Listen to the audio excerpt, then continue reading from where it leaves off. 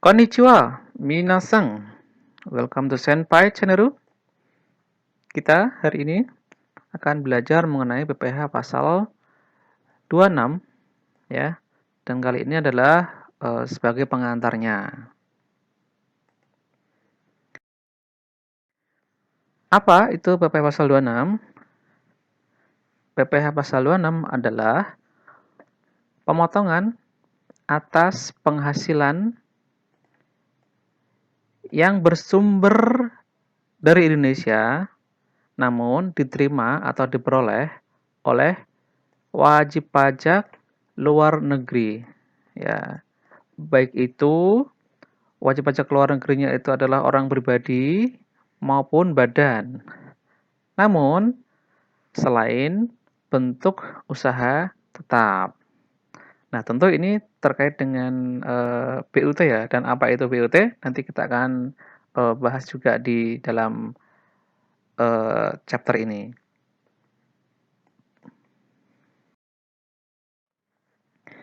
Kemudian subjek pajaknya apa untuk yang PPh pasal 26 itu?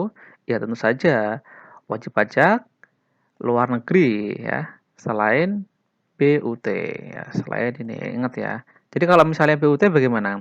Kalau BUT ya dipotongnya adalah PPh pasal 21 atau 23. Namun karena BUT ini kedudukan perpajakannya itu dipersamakan dengan wajib pajak badan, ya tentu dia kenanya di 23 atau 4 ayat 2 atau pasal 22 dan lain sebagainya.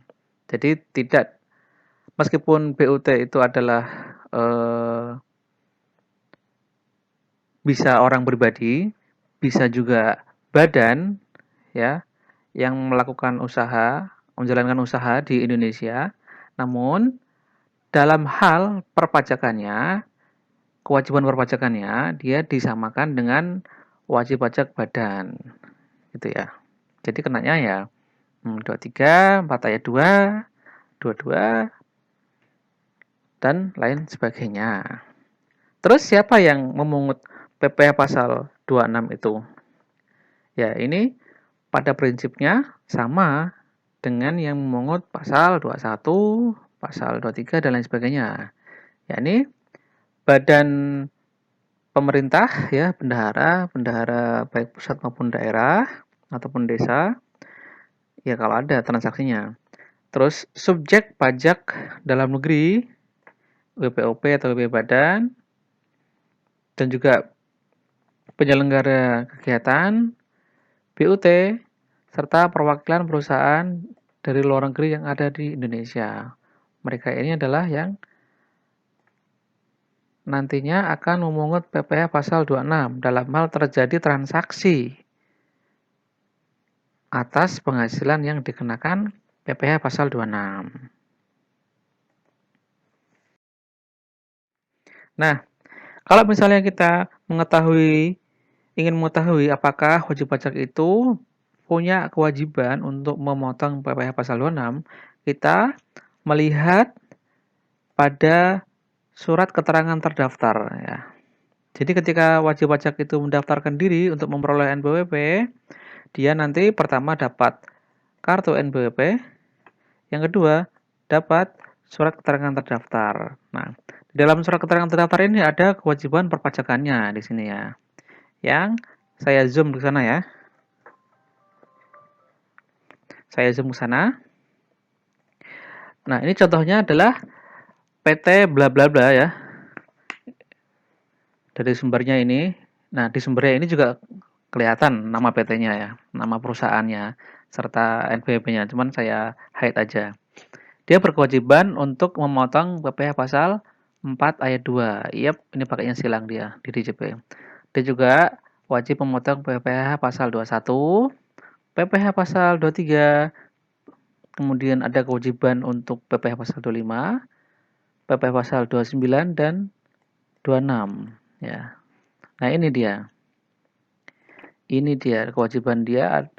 Dia juga wajib untuk memotong PPh pasal 26 dalam hal terjadi transaksi atau terjadi pembayaran di di mana pembayaran itu adalah objek pasal 26 Undang-Undang PPH gitu ya. Jadi sangat jelas ya di surat keterangan terdaftar ya.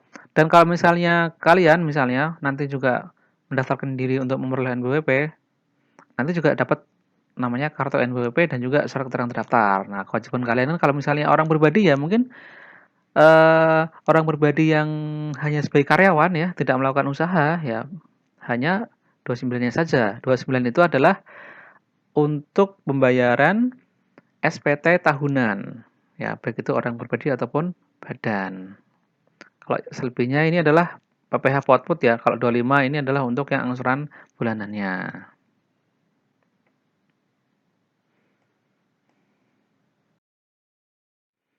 Kemudian tadi kan bahwa PPh pasal 26 itu kan eh, jika wajib pajak subjek pajak luar negeri ya kan memperoleh penghasilan yang bersumber dari Indonesia.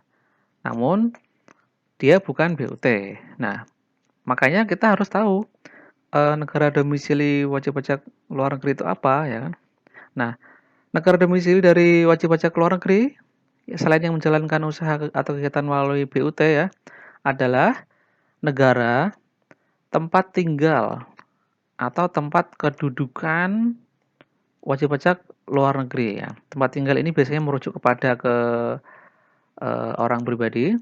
Tempat kedudukan itu biasanya merujuk ke subjek pajak badan ya. Yang sebenarnya menerima manfaat dari penghasilan tersebut. Ya, jadi tempat tinggal atau tempat kedudukannya itu adalah yang sebenarnya menerima dari penghasilan atau beneficial owner. Jadi kalau misalnya melihat di sini ya, negara tempat tinggal atau tempat kedudukan itu nanti kaitannya juga dengan P3B, persetujuan penghindaran pajak berganda atau tax treaty ya. Nanti kaitannya dengan sana karena Indonesia memiliki sekitar 70 tax treaty dengan negara yang lainnya. Sehingga tarif dan lain sebagainya nanti ada kaitannya serta ketentuan detailnya itu dalam B3B sehingga supaya jelas negara mana ini ya. Makanya negara mananya ini adalah negara yang sebenarnya tempat kedudukan atau tempat tinggal pada negara yang sebenarnya dari yang menerima penghasilan itu.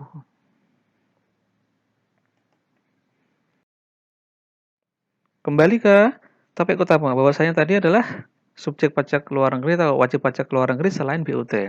Nah, BUT itu apa? BUT adalah bentuk usaha tetap ini adalah bentuk usaha yang dipergunakan oleh oleh orang pribadi yang tidak bertempat tinggal di Indonesia. Atau nih, orang pribadi ya yang berada di Indonesia tidak lebih dari 183 hari dalam jangka waktu 12 bulan. Dan badan itu ketiga, badan yang tidak didirikan dan tidak bertempat kedudukan di Indonesia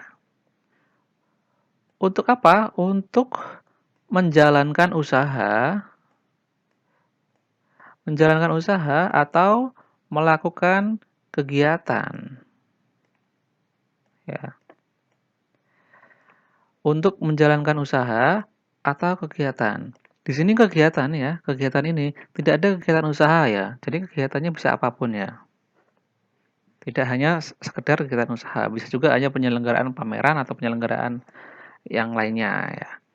Nah, hal yang paling penting dari BUT ini adalah bahwa menurut peraturan perundang-undangan perpajakan di Indonesia, kewajiban perpajakan dari BUT ini disamakan dengan wajib pajak badan. Kenapa demikian? Karena ini untuk simplifikasi. Padahal sebenarnya BUT itu bisa jadi orang pribadi ya. Yang menjalankan usaha itu bisa jadi orang pribadi ya, bisa juga badan. Namun kewajiban perpajakannya itu disamakan dengan wajib pajak badan, gitu ya. Nah, yang termasuk BUT ini apa ya? Ini eh yang termasuk dalam jenis BUT ini termasuk ini ya. Termasuk artinya bisa jadi eh lebih daripada yang ini, cuman ini adalah include ya, termasuk pertama adalah tempat kedudukan manajemen. Terus yang kedua cabang perusahaan. Yang ketiga kantor perwakilan. 4 gedung kantor, pabrik, bengkel, gudang. Yang 8 ruang untuk promosi dan penjualan. 9 pertambangan dan penggalian sumber daya alam. 10 adalah wilayah kerja pertambangan minyak dan gas bumi. 11 perikanan, peternakan, pertanian, perkebunan atau kehutanan. 12 proyek konstruksi, instalasi atau proyek perakitan. 13 pemberian jasa dalam bentuk apapun oleh pegawai atau orang lain sepanjang dilakukan lebih dari 60 hari dalam jangka waktu 12 bulan. Kemudian, orang atau badan yang bertindak selaku agen yang kedudukannya tidak bebas. 15 agen atau pegawai dari perusahaan asuransi yang tidak didirikan dan tidak bertempat kedudukan di Indonesia yang menerima premi asuransi atau menanggung risiko di Indonesia. Dan 16 komputer, agen elektronik atau peralatan otomatis yang dimiliki, disewa atau digunakan oleh penyelenggara transaksi elektronik untuk menjalankan kegiatan usaha melalui internet. Nah, pembahasan mengenai BUT ya, bentuk usaha tetap ini nanti akan dibahas pada chapter yang lain secara lebih rinci dan lebih mendetail agar bisa dipahami lebih mendalam. Dan dalam chapter ini adalah sebagai pengantarnya saja. Okay, thanks for watching and please subscribe, comment, like, and share this channel to improve and develop and also to encourage myself, of course, this channel, Senpai channel. Bye bye.